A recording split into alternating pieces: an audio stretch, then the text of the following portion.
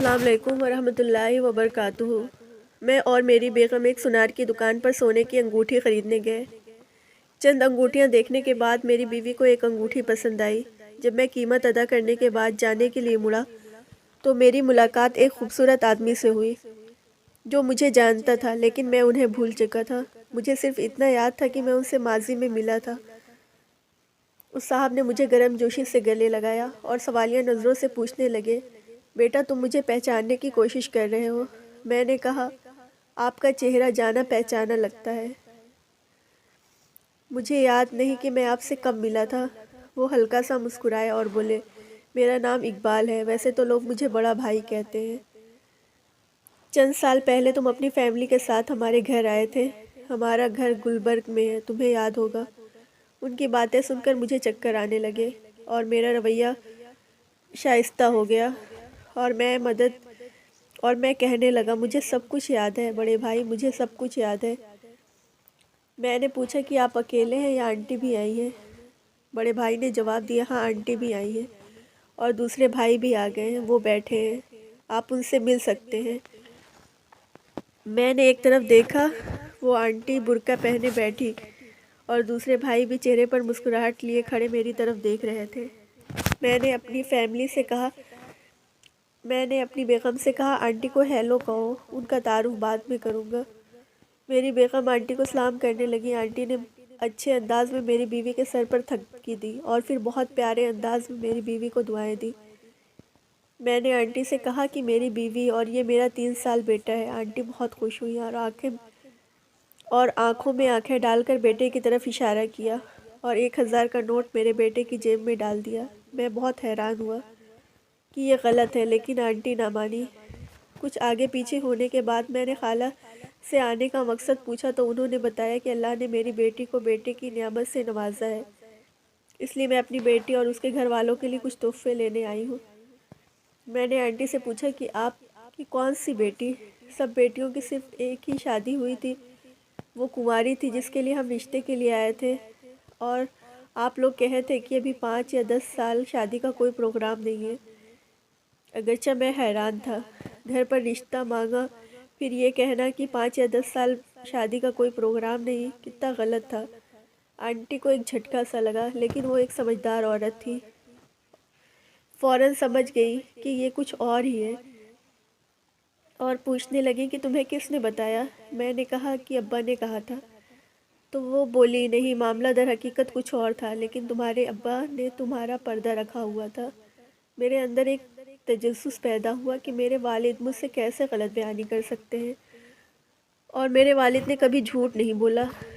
Aunty نے اپنے بیٹوں سے کہا کہ مجھے میرے بیٹے کے پاس اکیلا چھوڑ دو، اور میں نے اپنی بیگم سے کہا، تم بچے کو لے کر جاؤ، مجھے کچھ وقت دو۔ آنٹی نے کہا، بیٹا جس دن تم اور تمہارے گھر والے میری بیٹی کا رشتہ لینے ہمارے گھر آئے تھے، میں نے اس دن تمہارے رشتہ دینے سے انکار کر دیا تھا، جو شاید تمہارے والد نے تمہیں نہیں بتایا تھا۔ آپ معاشرے میں ایک پڑھے لکھے اور کامیاب انسان ثابت ہو سکتے ہیں، میں پہلے ہی جانتی تھی، اور مجھے پورا یقین تھا کہ تم میری بیٹی کو خوش بھی رکھو گے۔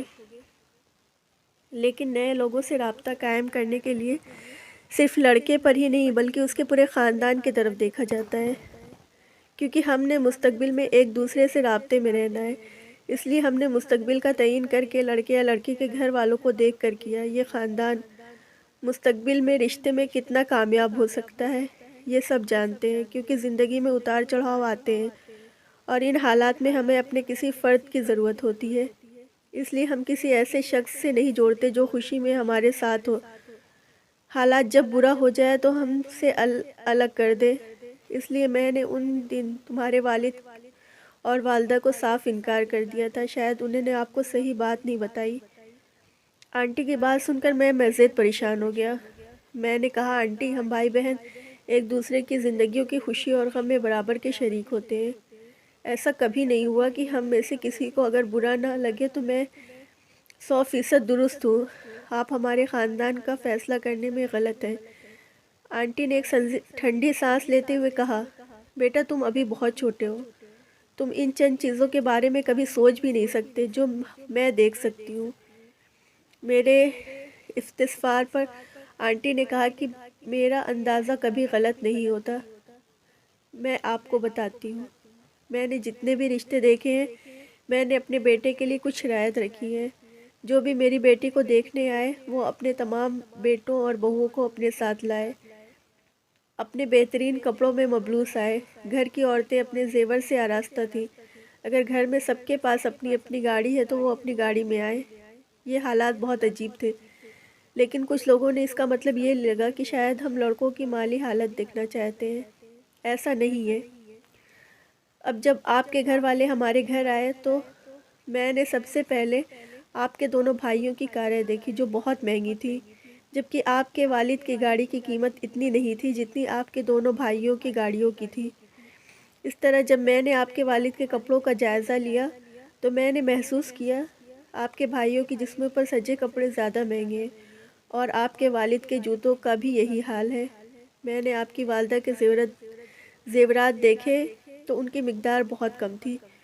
پھر جب میں نے تمہاری بھابھیوں سے پوچھا گھر میں کھانا کون بناتا ہے تو تمہاری بہنوں نے کہا کہ ہم سب الگ الگ پکاتے ہیں، اور تمہاری بہن تمہاری ماں باپ کا کھانا پکاتی ہے۔ اس طرح جب میں نے پوچھا کہ بچوں کو اسکول کون ڈراپ کرتا ہے تو پتہ چلا کہ آپ کے دونوں بھائی اپنے اپنے بچے کو خود ڈراپ کرتے ہیں، جبکہ آپ کی بہن آپ کے والد کالج لے کر جاتے ہیں۔ جب میں نے یہ حالات دیکھے اور سنے تو مجھے ان بیٹوں پر بڑا ترس آیا جن کو پڑھانے کے لیے باپ نے کتنی ساری زندگی ضائع کر دی اور ان بچوں کو معاشرے کا ایک کامیاب فرد بنایا۔ لیکن جب بچوں کی باری آئی تو باپ کا ساتھ دینے کے بجائے بچوں نے اپنی جانوں سے ہاتھ دھو بیٹھے۔ خرچ کرنے پر آمدہ ہوا تمہارا باپ تمہاری بھوک اور غربت دیکھی ہوگی، پیدل سفر کیا ہوگا، منہ میں کھانا ڈالنے کے لیے بھوک برداشت کرنی پڑی ہوگی۔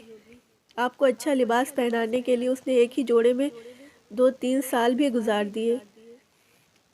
لیکن جب بچوں کی باری آئی تو بچے باپ کو بھول کر اپنی دنیا کی رنگینیوں میں مگن ہو گئے۔ آپ کی بھائیوں نے خود نئی گاڑی خریدی، لیکن انہوں نے یہ نہیں سوچا کہ ہمارے والد آج بھی اسی پرانی گاڑیوں میں کیوں سفر کرتے ہیں، کیونکہ یہ اب بھی آپ کی بہن اور آپ کی ذمہ داری ہے۔ وہ بھی نئے جوتے اور نئے کپڑے پہننا پسند کرے گا، لیکن شاید ان کی جیب اس کی اجازت نہیں دے گی۔ بعد میں چونکہ یہ رویہ آپ کے والد کا تھا، اس لیے جب بھی وہ کوئی چیز خریدنا چاہتے تھے تو پہلے اپنے بچوں کا خیال کرتے تھے، پھر اپنا خیال کرتے تھے۔ اس لیے میں نے یہ ساری باتیں اسی دن آپ کے والد سے کہیں۔ مجھے دنیاوی مال و دولت نہیں چاہیے، مجھے ایسے رشتہ دار چاہیے جو اپنے رشتہ داروں کو اپنے اوپر ترجیح دیں، تاکہ کل جب ہم نیچے گر جائیں ہمیں مزید نیچے ڈھکیلنے کے بجائے اوپر اٹھائیں، تاکہ کل جب وہ گریں تو ہم بھی ان کا ساتھ دے سکیں۔ مال اور دولت ہمیشہ اعلیٰ مقام یا منصب پر نہیں رہتا، جو ہمیشہ ساتھ رہتے ہیں وہی سچے رشتے ہوتے ہیں، اور اگر ہم رشتے بنانے میں ایک چھوٹی سی غلطی بھی کر لیں تو ساری زندگی تباہ ہو جاتی ہے اور نسلیں بھی تباہ ہو جاتی ہیں۔ مجھے آپ کے والد پر فخر ہے کہ انہوں نے آپ کو حقیقت سے آگاہ نہیں کیا، اور پھر بھی آپ لوگوں کی غلطیوں پر پردہ ڈالتے رہتے ہیں۔ لیکن دیکھنا یہ ہے کہ بچے اپنے والد کا کتنا خیال رکھتے ہیں۔ والدین ہمیشہ اپنی اولاد کے لیے قربانیاں دیتے ہیں اور دیتے رہے ہیں۔ اب میرے بچوں کی باری ہے اور مجھے اپنے بچوں پر فخر ہے کہ آج کچھ بھی ہو جائے میرے بچے ہمیشہ مجھے ترجیح دیتے ہیں۔ وہ پہلے میرے لیے خریدتے ہیں، پھر اپنی بیوی بچوں کے لیے کچھ خریدتے ہیں، اور مجھے اپنے بچوں پر فخر ہے کہ وہ بھی اپنے والدین کو اپنی جان سے زیادہ ترجیح دیتے ہیں، اور ہمارا پورا خاندان ایک جان کی طرح ہے۔ کسی کو کسی چیز کی ضرورت ہو تو وہ پیچھے مڑ کر نہیں بھاگتے، بلکہ ضرورت سے زیادہ لے آتے ہیں۔ اس لیے میرے بیٹے رشتے بنانا بہت آسان ہے، لیکن کامیاب رشتوں کا انتخاب کرنا اور انہیں نبھانا بہت مشکل ہے۔ کہیں نامناسب رشتہ آپ کو اتنا بڑا نقصان پہنچا سکتا ہے کہ زندگی بھر رہتا ہے، خوشیاں غموں میں بدل سکتی ہیں، اور ایک کامیاب رشتہ آپ کو ایسا سہارا دے سکتا ہے کہ زندگی کے سارے غم خوشیوں میں بدل جائیں۔ اتنی بات کرنے کے بعد آنٹی اٹھ کر چلی گئی، اور میرے ماں باپ کا چہرہ میری آنکھوں کے سامنے گھومنے لگا۔ میری گاڑی میرے والد کی گاڑی سے بہتر میرے والد کی گاڑی سے بہتر تھی، میرا لباس میرے والد کے لباس سے بہتر تھا، میرے گھر کی سجاوٹ سامان میرے باپ کے گھر سے بہتر تھا، میری بیوی کے ہاتھ میں سونے کی چوڑیاں اور کنگن تھے جو میں نے خریدے تھے، لیکن میری ماں کے تمام زیور بک گئے تھے۔ اور آج بھی گھر کے دفتر اور دفتر سے گھر جاتا ہوں، لیکن آج میری والدہ وہ اپنے بچوں کا بھی خیال رکھتا تھا۔ آج بھی میں نے اپنی بیوی کے لیے ایک سونے کی انگوٹھی خریدی تھی، لیکن میرے ذہن میں اپنی ماں کا خیال کیوں نہیں آیا جس نے میری شادی کے لیے اپنے زیور بیچ دیے تھے۔ مجھے اپنے آپ پر افسوس ہوا کہ میں نے اپنے والدین سے زیادہ اپنے آپ کو ترجیح دی۔ میرے والدین جنہوں نے مجھے سب کچھ دیا اور میں ان سے سب کچھ لے کر خالی کر دیا، لیکن انہوں نے کبھی مجھ سے شکایت یا شکوہ نہیں کیا۔ میرے والدین کل بھی عظیم تھے اور آج بھی عظیم ہیں، اور میں کل بھی ناکام تھا اور آج بھی ناکام ہوں۔